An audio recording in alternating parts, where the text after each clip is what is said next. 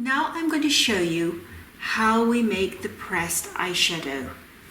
So in this pot we have the Allure Impact Pigment mixed with, so it's 2 teaspoons of Allure Impact Pigment mixed with a 1/4 teaspoon of the Easy Press eyeshadow.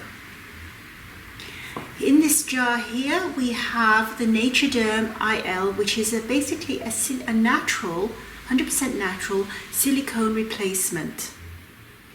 So what we are going to do is just put a few drops into this mix here.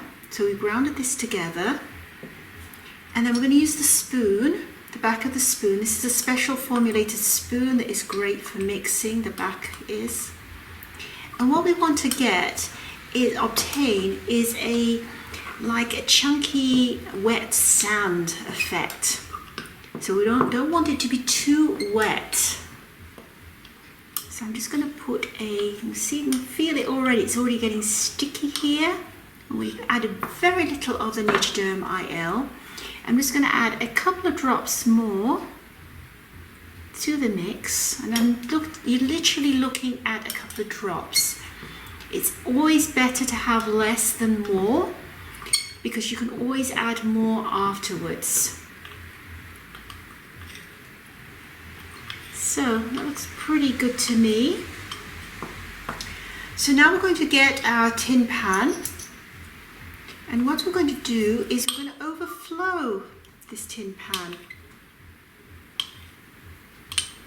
You take off the excess and do another container afterwards. So when we start here now, we're going to press down on the edges of the tin pan here, pushing down the pigment, the eyeshadow, mineral eyeshadow, into the tin pan. And then you can then go slowly on the inside a little bit more until you've got the whole area. So we end up with that. In order to press, you could use a texture from the haberdashery, and we can do that. I don't feel this is too wet. If that is the case, you could always use a paper towel, which also gives a nice finish, and it also gives the advantage of soaking up any if you put excess Naturederm IL into the mix. So today I'm just going to use this one, so you can see the different varieties, and place that on top. And then we have a pressing tool here, which I'm simply going to push down hard.